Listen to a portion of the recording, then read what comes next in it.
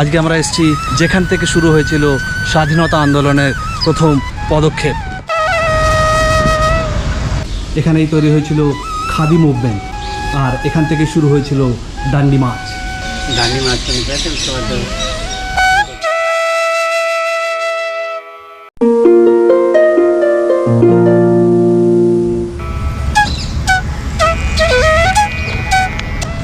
কখনো কখনো শুধু একটা জায়গা, শুধু একটা পর্যটন কেন্দ্র হয় না। আজকে আমি এমন একটা জায়গায় এসেছি যেটা ইতিহাসের প্রাণকেন্দ্র। আজকে আমরা এসেছি গুজরাটের আহমেদাবাদের গান্ধী আশ্রমে, যেটাকে বলা হয় সবরমতী আশ্রম, সবরমতী নদীর তীরে, যেখান থেকে শুরু হয়েছিল স্বাধীনতা আন্দোলনের প্রথম পদক্ষেপ।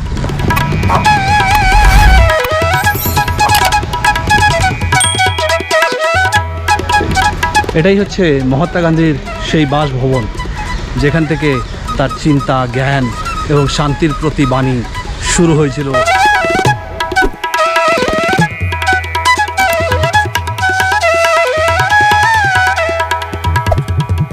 এটাই সাবরমতী আশ্রম, মহাত্মা গান্ধীর বাসভবন, তার চিন্তা আর ত্যাগের নীরব সাক্ষী। এই হচ্ছে সাবরমতী আশ্রম। আর দূরে ওই যে দেখা যাচ্ছে, ওটা হচ্ছে সাবরমতী নদী। এটা কোনো সাধারণ দর্শনীয় স্থান নয়, এটা একটা চিন্তার কারখানা, যেখান থেকে তৈরি হয়েছিল অহিংসার সবচেয়ে শক্তিশালী অস্ত্র। এখানে পা রাখলেই ইতিহাস বইয়ের পাতাগুলো হঠাৎ জীবন্ত হয়ে ওঠে। আর আপনারা যদি একটু মন দিয়ে শোনেন, এই বাতাস আজও ফিসফিস করে বলে, স্বাধীনতা ভিক্ষা নয়, আমাদের অধিকার। এই সাবরমতী আশ্রমে এলে আপনারা এখান থেকে ডিজিটাল অডিও গাইডও পাবেন, যেখানে আপনারা মোবাইলের মধ্যে হেডফোন লাগিয়ে প্রত্যেকটা জায়গায়, যে যে জায়গায় ঘুরবেন সেই জায়গায় গিয়ে তার সেই জায়গার নাম্বার, দেখুন এখানে নাম্বারিং করা আছে, সেই নাম্বারগুলো প্রেস করলে সেই পার্টিকুলার জায়গার ইতিহাস ওই অডিও লাইব্রেরিতে বলা যাবে। আর এটাই হচ্ছে হৃদয়কুঞ্জ, যেখানে গান্ধীজি তার সমস্ত জীবন কাটিয়েছেন। এখানেই থাকতেন উনি, এই সাবরমতী নদীর তীরে। 1917 সালে গান্ধীজি এই সাবরমতী আশ্রম স্থাপন করেছিলেন, এবং এই হৃদয়কুঞ্জই হচ্ছে তার বাসস্থান, তার কর্মক্ষেত্র, সব কিছু এই হৃদয়কুঞ্জে।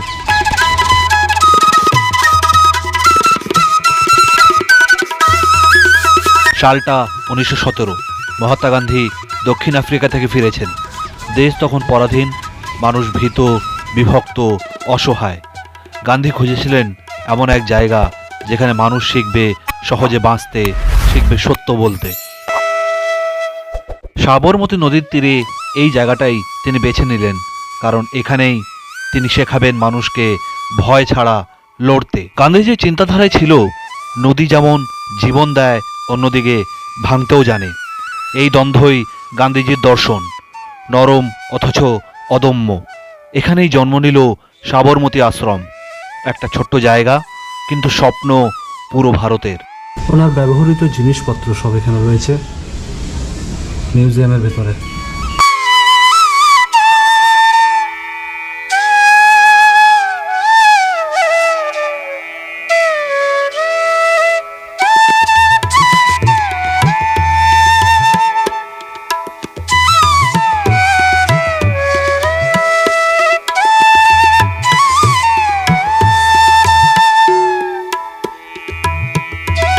আর এটা ছিল হচ্ছে গেস্ট রুম। মহাত্মা গান্ধীর সাথে যদি কেউ দেখা করতে আসতেন, কোনো স্বাধীনতা আন্দোলন সংগ্রামী বা যে কোনো গেস্ট যখনই মহাত্মা গান্ধীর সঙ্গে দেখা করতে আসতেন, তখন এইখানে এই গেস্ট রুমে তারা স্টে করতেন।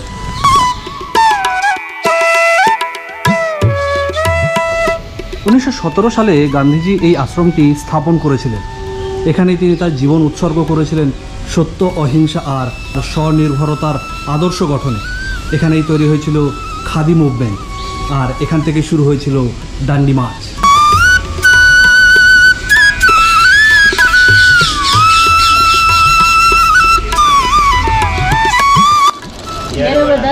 येरवदा जेल के नाम से येरवदा चलता है। पूना में है जेल, येरवदा जेल रखा गया था।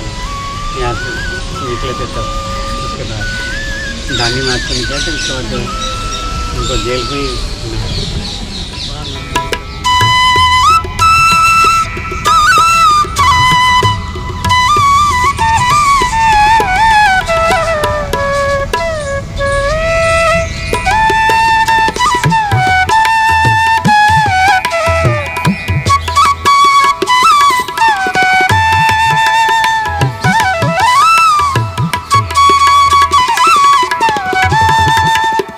এখানে রোজের কাজ ছিল সকালে প্রার্থনা, তারপর চরকা কাটা, তারপর ক্ষেতের কাজ করা, পরিষ্কার পরিচ্ছন্নতা বজায় রাখা।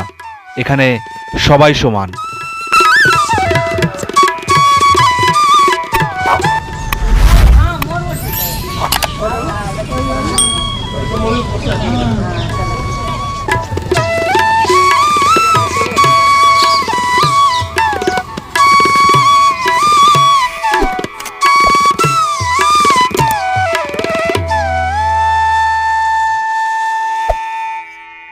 ব্রাহ্মণ, শূদ্র, নারী, পুরুষ কোনো ভেদ নেই, কারণ গান্ধীজির কাছে স্বাধীনতা মানে শুধু বিদেশি শাসন থেকে মুক্তি নয়, নিজের ভেতরের অহংকার থেকেও মুক্তি।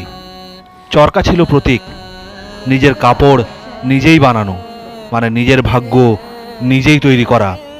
আজ এই চরকার সামনে দাঁড়িয়ে আমরা কি সত্যিই বলতে পারি আমরা আত্মনির্ভর, নাকি আরেক রকম পরাধীনতায় আটকে গেছি? খাদির কাপড়,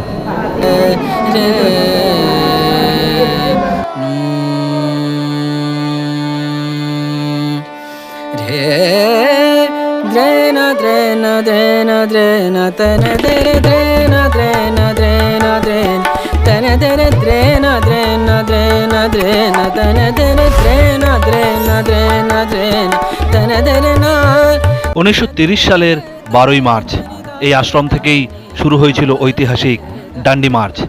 78 জন সঙ্গী, হাতে লাঠি, মনে আগুন, 386 কিলোমিটার হাঁটা, লক্ষ্য সমুদ্র, উদ্দেশ্য লবণ আইন ভাঙা। এই হাঁটা ছিল শুধু রাস্তার উপর নয়, এটা ছিল ভয় ভাঙার হাঁটা। একজন মানুষ দেখিয়ে দিল আইন অন্যায় হলে অমান্য করাটাই নৈতিকতা। আজ আশ্রমের এই পথ দিয়ে হাঁটলে মনে হয় প্রতিটা পায়ের ছাপে এখনো লেগে আছে সাহসের ধুলো।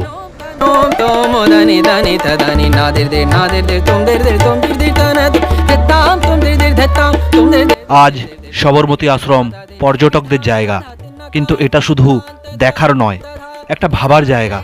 যদি এখানে এসে শুধু ছবি তুলে চলে যাওয়া হয় তাহলে কিছুই পাওয়া হলো না, কিন্তু যদি এক মুহূর্ত চুপ করে বসে নদীর দিকে তাকিয়ে নিজেকে প্রশ্ন করা হয় আমি কিসের জন্য দাঁড়াই বা দাঁড়িয়ে আছি, আমি কোন অন্যায়ের বিরুদ্ধে নীরব, তখনই আশ্রম কাজ করবে।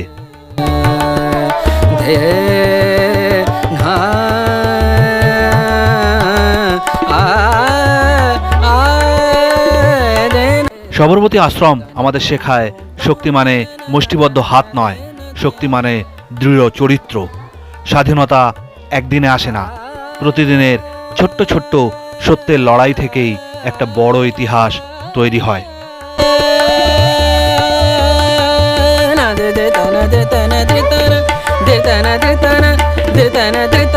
বন্ধুরা, ভিডিওটা যদি আপনাদের ভালো লেগে থাকে তাহলে অনুরোধ করব অবশ্যই লাইক করবেন, আর আপনাদের কাছের মানুষের কাছে ভিডিওটাকে শেয়ার করে দিতে একদম ভুলবেন না, যাতে তারাও এই ভিডিও থেকে বঞ্চিত না হয়।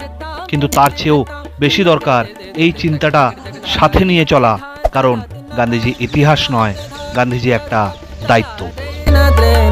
তো বন্ধুরা, আপনারা যদি গুজরাট আসেন, বিশেষ করে আহমেদাবাদ যদি আসেন, তাহলে অবশ্যই কিন্তু এই সাবরমতী আশ্রম দেখতে একদম ভুলবেন না।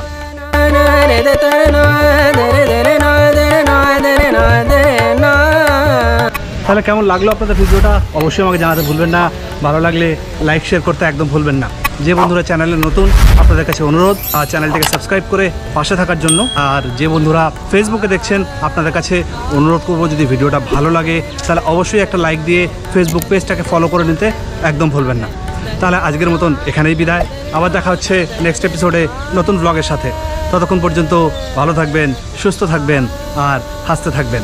টাটা, বাই বাই, শব্বা খ্যার।